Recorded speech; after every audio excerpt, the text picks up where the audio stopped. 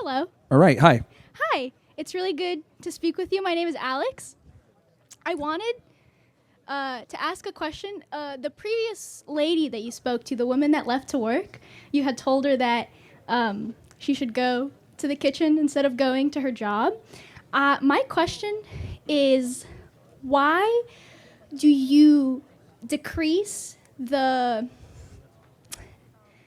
What's the word? Why do you decrease the value of this individual as a human being to be less than yourself because of the difference in gender? I don't understand why you can have such a bias towards women specifically, let's say, specifically about this example about going to the kitchen when men can do the same. Men and women can do this very similarly, very equally. Why do you disagree with this? Well, that's the problem right there. Women don't value being a homemaker and a mom.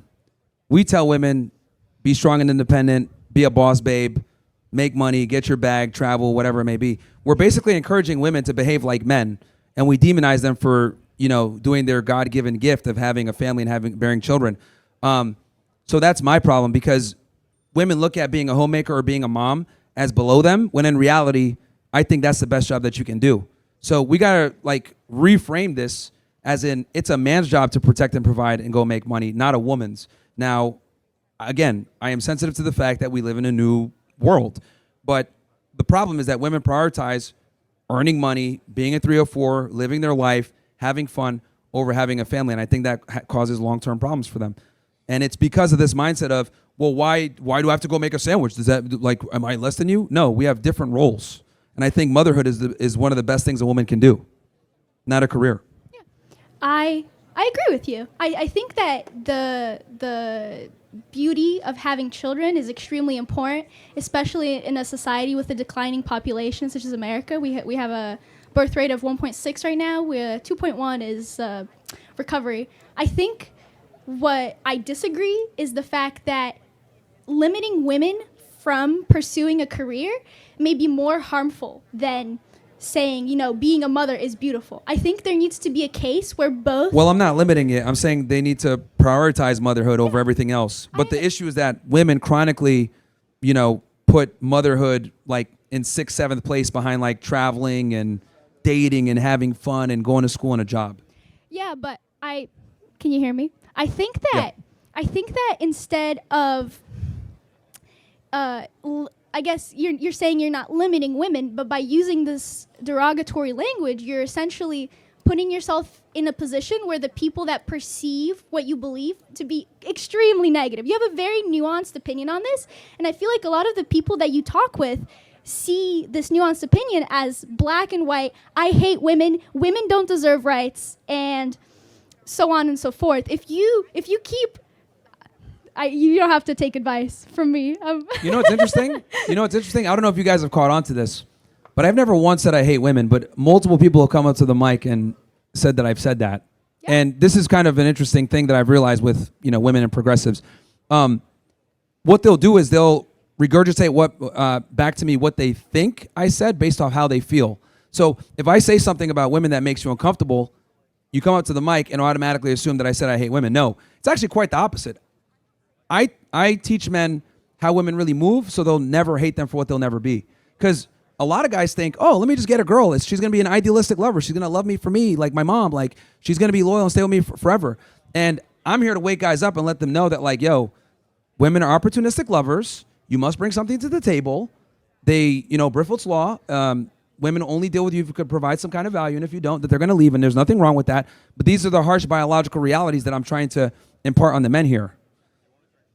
Yeah, I do see how this can be true, and I do appreciate your perspective. And I do think that people here should definitely listen to what this man is saying instead of interpreting it as their own idea. And we should have more productive conversations. No worries. I mean, yeah, people always say, oh, you hate women or whatever. It's actually the opposite, Because I try to teach guys to not, because this is how I look at it. I'd rather red pill guys on this topic and let them understand how women really are versus they find out on their own and they rage, right?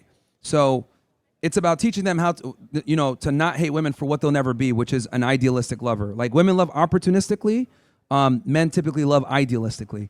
Like all we really care about is like, oh, is she high and available? Awesome. Women, okay, is he tall? Is he good looking? Do a socks match? Does he speak well? Does he make money? So, and this is an ugly reality that guys don't understand, that women do love opportunistically. And I don't have a problem with that. That's how natural selection, right? This is how we ensure that retards don't reproduce.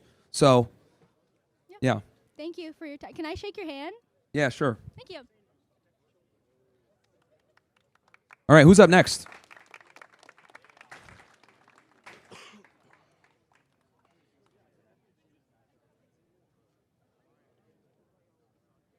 Take it easy. All right. What's up, man?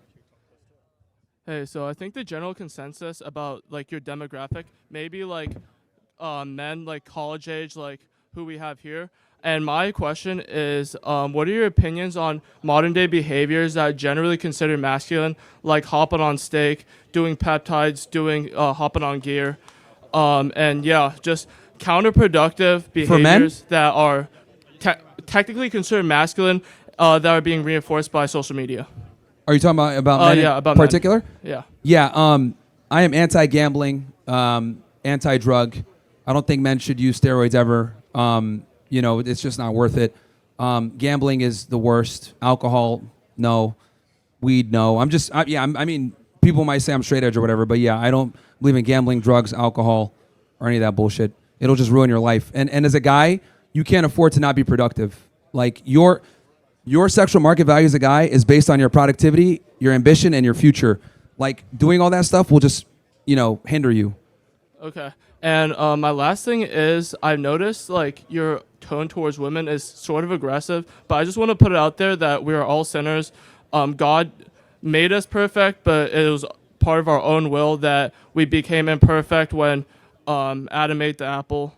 And the greatest gift to man was God giving his son to die on the cross for us. And I just want to put it out there that Jesus loves you. All right. Well, don't forget that Eve took the apple and fucked it all up for all of us. So don't forget that either. What's up, man? Hey, Myron. I just want to say thank you for people like you, Nick, Sneeko, Justin Waller, for being an inspiration for young men in today's society. I think that what people take out of your podcast and they clip it and they make something bad of you, but I think what you're doing is amazing in today's society, and we need more people like you. And also, what would you say about like colleges promoting, fraternities based on degeneracy and, just like getting people to go out at their prime ages of 18, 19, 20 to go out and binge drink and just kind of just waste their years away in college and go down a very dark path? Yeah, I mean, as someone who went to college myself, I was an athlete in college. That kept me away from a lot of the bullshit. But yeah, I mean, we have to be honest that college is, for a lot of people, not all, but for a lot of students, is just an acceptable way to spend 4 years being a degenerate, right? Yeah. So I think for the guys, in such a competitive marketplace, guys really need to get on their P's and Q's in a very competitive job market. Degrees aren't going as far as they were before. Inflation is through the roof. I mean, I remember when I went to school, oh man, I'm showing my age here. I went to Northeastern in Boston. It was like $35K a year. Now it's like 70 to 80K. And I was like, I graduated in 2013. I'm really showing my age here. Yeah. But yeah, it's. I think guys can't really afford to fuck up in college nowadays. Yeah. And do you since it's so expensive. Do you think it's a control mechanism for people to, fit into society by getting hazed and, Say that again. Do I think it's a what? Oh, a control mechanism for people to join a frat and do degeneracy things to fit into society. We have so many things in society that are control mechanisms, like watching sports, gambling, drugs, alcohol. What do you call it? Praising men that you've never even met in your life and wearing a jersey number, or wearing a jersey that if you were in the hospital, let's say, and you cheer and you scream and you rant for these players, they wouldn't even pay your hospital bill. I mean, so what are you doing screaming and ranting about players that would never even give a fuck about you in the first place? Well, keep in mind that they want you to be plugged into the matrix, right? They want you to have a job where you make just enough to survive, so you can go drink on the weekends, have your Budweiser as you're watching a game, do the same thing over and over again, and not really look at the world at, how it really operates. So it's a slave mind, dude. Yeah. As my buddy Andrew Tate says, you got to resist the slave mind. And unfortunately, a lot of guys have the slave mind. And my last question: would you also say processed foods like ingredients such as canola oil, corn syrup, and other ingredients are dumbing people down and also basically controlling them at the same time? Yeah, there's a multitude of things that are making people stupider. The internet, social media usage. A lot of guys have problems with communicating and getting their thoughts out there effectively. COVID, I think, accelerated that, made it worse. But yeah, there's just so many things that have made people stupider. You can make arguments about the food. We don't really, having higher IQ isn't considered cool. A lot of times, oh, you're a nerd. So there's so many different things that play into why people are stupider. I just want to say, like 100 years ago, if you were to say these things, like it would be socially acceptable. Oh yeah, like it's just clown world what we live in today. But yeah. I feel sorry for you guys because you guys are like growing up kind of like in a woke era, dude. Like I remember when you used to be able to call people nobody cared. Yeah. But nowadays it's like, oh God. Last thing, sorry. Do you think in like 10 to 15 years, do you think you'll see an increase of expansion to Eastern Europe in terms of Poland and? We did see a little bit when Trump came into office. We did get some more free speech. No, I'm talking about like people moving to Eastern Europe in terms of more freedom, and you don't really have these policies as you do in the West, as you do in Eastern Europe. Or more. Say that again. You're sorry. Really low. Moving to Eastern Europe where there's actually more freedom in terms of countries like Poland and other right-leaning countries.